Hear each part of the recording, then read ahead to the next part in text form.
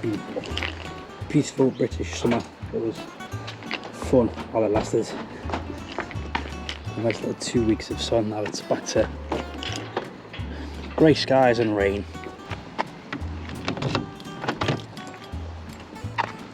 I've been having to manually unlock up my car because the other week the battery decided to die and I have yet to replace it because I keep forgetting, even though I unlock my car several times a day.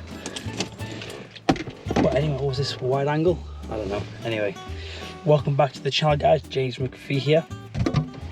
It is a Monday, which means a new week of training. I've slightly changed things up since the last training video, since the last 4 week of training, in that Monday is an SBD day, just squat, bench, deadlift day. Just doing all lifts to start the week. I'm going to train those heavy today and then have the volume work later on in the week because I still like to keep the bulk of my intensity at the start. So like today is heavy lifting day, tomorrow is the interval day, and the rest are fairly moderate to low intensity days. Just the accessory work, volume work, all that fun stuff.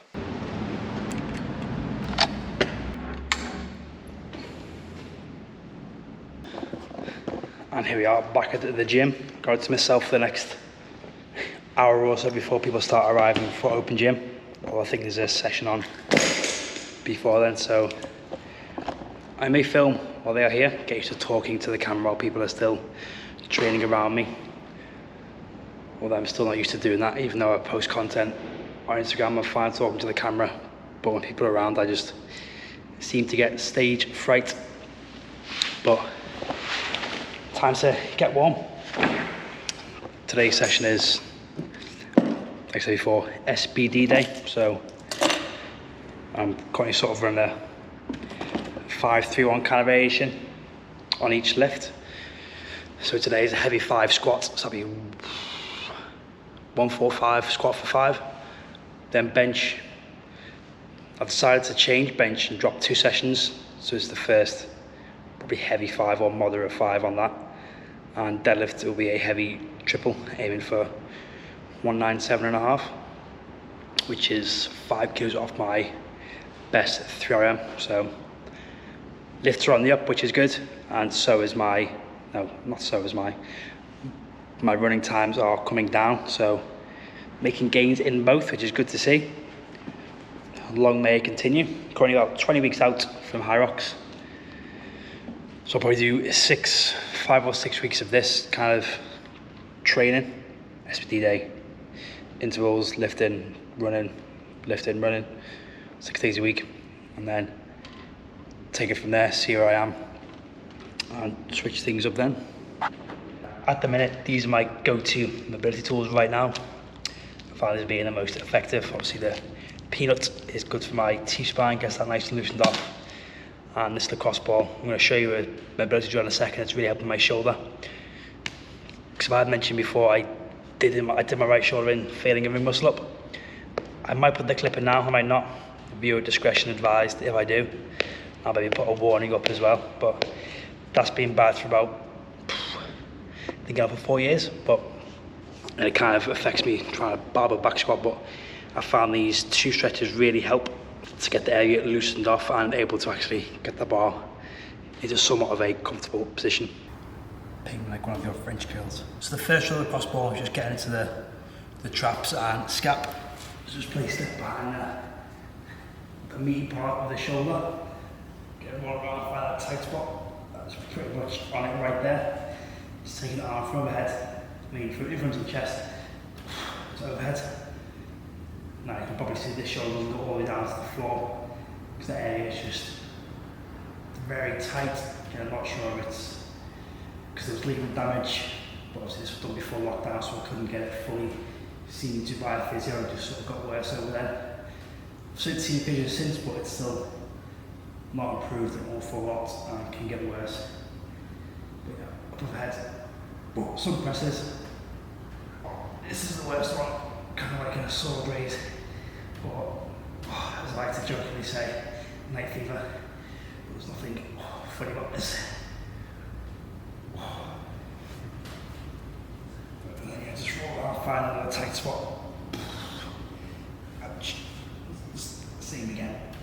And the next stretch is up against the wall, working that sort of side and rear delt. So place it between you and the wall. You want to lean into it at a slight angle, and then roll onto that rear delt. Sort of lat tie-in area. It's quite knotty there. This helps make the internal and external rotators. And from here, once you find that tight spot, hold it, bring the elbow up, and then you're going to lightly press down on the wrist. As this, you'll see this doesn't go very far. You can just feel that block straight away. Deep breaths, push it go a little bit further. That's what she says. Relax, press down. The key is not that. The key is to not let that shoulder shrug up. Which I think is doing a bit there.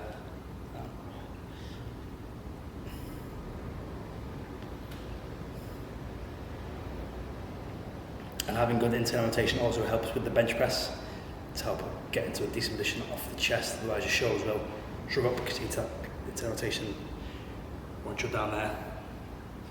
Internal, external, I don't know. Rotation helps bench anyway. Position for the squat.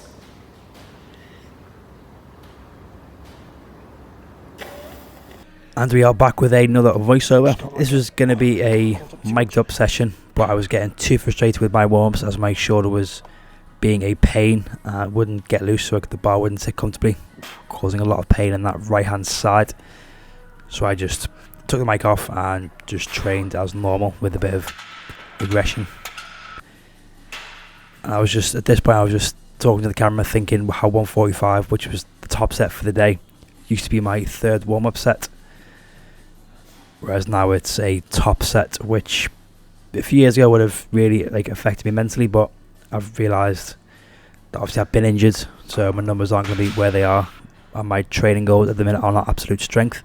I'm training for Hyrox, so I've got a lot more endurance and a lot more variety in my sessions, rather than just focusing on squat, bench and deadlift, although I still like to lift heavy in those, given today's session. And when warming up for one top set, I like to do it in no more than 5 sets, with that 5th set being a top set. So today's session was 70 for 5, 100 for 5, 120 for 5, 135 for 3, and then that 145 for 5. And as I got heavier, the pain in my shoulder was just getting worse, but I just, because of that frustration before, I just kept pushing through and just dealt with the pain, which you can probably see when I rack the 135 and the 145. But I was telling myself it's only for one set, so I can deal with it. And on a positive note, I feel like my squat form is coming back, like I've finally found my groove with it again, as the squat is my favourite movement to train. So, positive end to a frustrating squat session.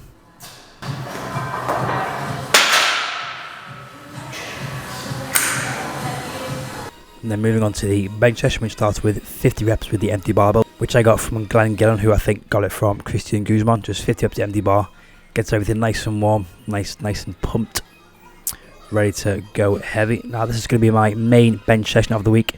I've dropped down to 1 instead of 3, as I want to add a bit more variety with my pressing, focus on building that shoulder strength and endurance for, again, get more Hyrox specific. I can add more burpees to my training. I also want to build just a bigger upper chest and shoulders purely for my own vanity, as for me, benching 3 times a week does very little for my chest growth, which, as like anyone, I'd like to look better naked, because who doesn't? So I think Wednesdays is going to be sort of an inclined bench day with my wall ball work to get that shoulder endurance, and Friday is going to be the bodyweight press-ups, ring push-ups, with some sort of burpee EMOM to work on those, because I've avoided those because I hate them and I'm not good at them, but competition is ticking, but that competition is creeping ever closer, and I've just put my accommodation for that, which was ridiculously expensive, but I'm still very excited to compete.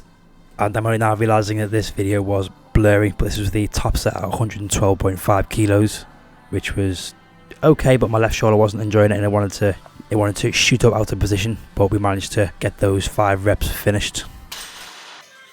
Now on to the deadlifts. Again, this is my go-to warm-up, which is 10 RDLs, 10 bent over rows, and 10 just empty bar deadlifts.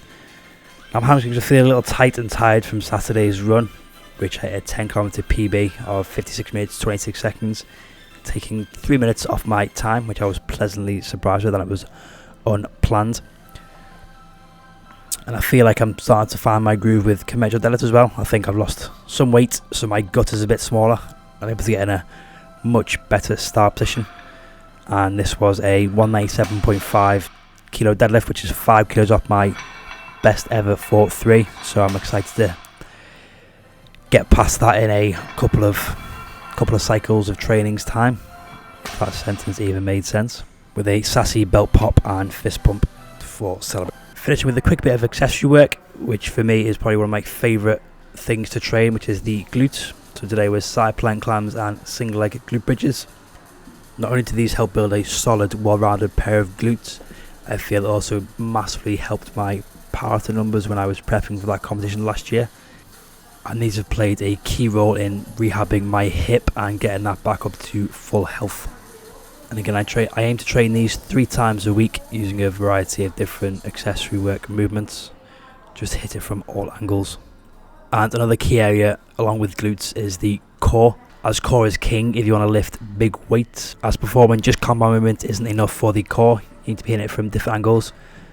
So things like anti-flexion, anti-extension, anti-rotation and anti-lateral flexion. So I'm going to be training those throughout the week to have an all-round strong core, as it can lower the recurrence of lower back injuries, improve your posture, improve running efficiency, and make you stronger due to the better transfer of power as you got better spinal stability. So get training your core and glutes. Oy. That's the end of the session. That was a good long session. It wasn't long because I was filming. It didn't take long, about 20 minutes, half an hour to get to the top set of each. I'm very pleased with that deadlift. You probably saw in the voiceover. Yeah, I tried last minute to do a voiceover because I got annoyed with my shoulder warming up. But I actually quite like doing voiceovers on sessions. But let me know what you guys think in the comments. Would you rather listen to me talk a lot of nonsense during training, or do voiceovers where I can go over it more, maybe in depth? What have you? Oh, first, let me get some windows open actually before I carry on. Oh, fresh air. It was tipping down before, but it's actually warmed up. That's what that was. But yeah, I've got something to show you that I saved for this moment, and that is this Biscoff donut from Dougal Donuts in Liverpool. Went there yesterday after brunch. I was going to yesterday, but I was too hungry after that. But I thought I'd save for today after that mammoth of a session. So it's got Biscoff in the middle, so let's give it a big old bite.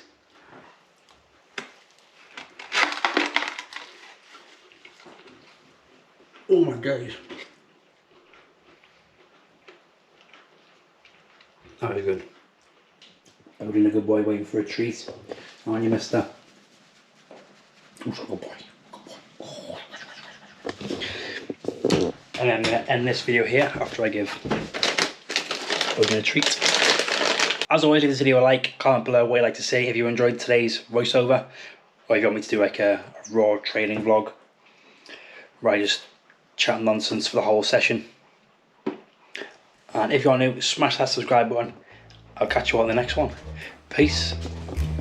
Say bye. Say bye. Ooh.